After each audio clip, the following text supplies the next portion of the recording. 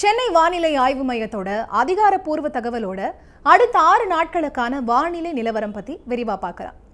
Malacca ஜலசந்தி மற்றும் அதனை ஒட்டிய தெற்கு அந்தமான் கடல் பகுதிகளில் ஒரு காற்றழுத்த தாழ்வு பகுதி உருவாகியிருக்கு. இது மேற்கு வடமேற்கு திசையில நகர்ந்து வரக்கூடிய 24ஆம் தேதி வாக்குல தென்கிழக்கு வங்கக்கடல் பகுதிகளில் காற்றழுத்த தாழ்வு மண்டலமா வலுப்பெற்று அதற்கடுத்த 48 மணி நேரத்தில் மேற்கு வடமேற்கு திசையில தொடர்ந்து நகர்ந்து தென்மேற்கு வங்கக்கடல் பகுதிகளில் மேலும் வலுப்பெறக்கூடும். நாளைக்கான வானிலை நிலவரம்னு பார்க்கும்போது தமிழகத்தில் ஒரு சில இடங்களையும் புதுவை மற்றும் காரைக்கால் பகுதிகளிலையும் இடி மின்னலுடன் கூடிய லேசானது முதல் மிதமான மழை பெய்யக்கூடும். கன்னியாகுமரி, திருநெல்வேலி, தென்காசி, தூத்துக்குடி, ராமநாதபுரம், சிவகங்கை, விருதுநகர், மதுரை, அரியலூர், கள்ளக்குறிச்சி, புதுக்கோட்டை, தஞ்சாவூர், திருவாரூர், நாகப்பட்டினம், மயிலாடுதுறை, கடலூர் மாவட்டங்களில் ஓரிரு இடங்களையும் புதுவை மற்றும் காரைக்கால் பகுதிகளிலையும் கனமழை பெய்ய வாய்ப்பிருக்கு.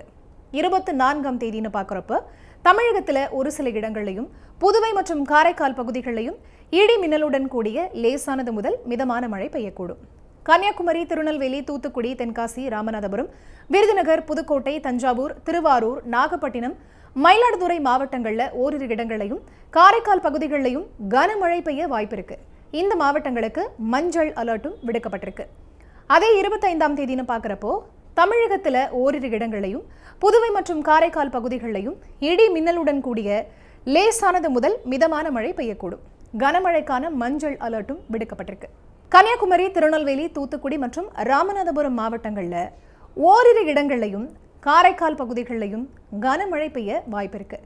இந்த மாவட்டங்களுக்கு மஞ்சள் அலர்ட்டும் விடுக்கப்பட்டிருக்கு. 26லிருந்து 28ஆம் தேதி வரைக்கும் தமிழகத்தில் ஓரிரு இடங்களையும் புதுவை மற்றும் காரைக்கால் பகுதிகளிலையும் லேசானது முதல் மிதமான மழை பெய்யக்கூடும்னு சொல்லப்பட்டிருக்கு. சென்னை மற்றும் புறநகர் பகுதிகளான வானிலை நிலவரம்னு பார்க்கும்போது வானம் ஓரளவு மேகமூட்டத்தோடு காணப்படும். நகரின் ஒரு சில இடங்களில் இடி மின்னலுடன் கூடிய லேசான முதல் மிதமான மழைக்கு வாய்ப்பிருக்கு. மீனவர்களுக்கான எச்சரிக்கைன்னு பார்க்குறப்போ 24ஆம் தேதி வரை தென் தமிழக கடலோர பகுதிகள், மன்னார் வளைகுடா மற்றும் குமரி கடல் பகுதிகளில் சூறாவளி காற்று மணிக்கு 35லிருந்து 45 கிலோமீட்டர் வேகத்திலையும் இடையிடையில் 55 கிலோமீட்டர் வேகத்திலையும் வீசக்கூடும். 25 மற்றும் 26ஆம் தேதிகள்னு பார்க்குறப்போ தமிழக கடலோர பகுதிகள், மன்னார் வளைகுடா மற்றும் குமரி கடல் பகுதிகளில் சூறாவளி காற்று மணிக்கு 40லிருந்து 50 கிலோமீட்டர் வேகத்திலையும் இடையிடையே 60 கிலோமீட்டர் வேகத்திலையும் வீசக்கூடும். தினசரி வானிலை தகவல்களுக்கு நியூஸ் தமிழை சப்ஸ்கிரைப் பண்ணிக்கோங்க.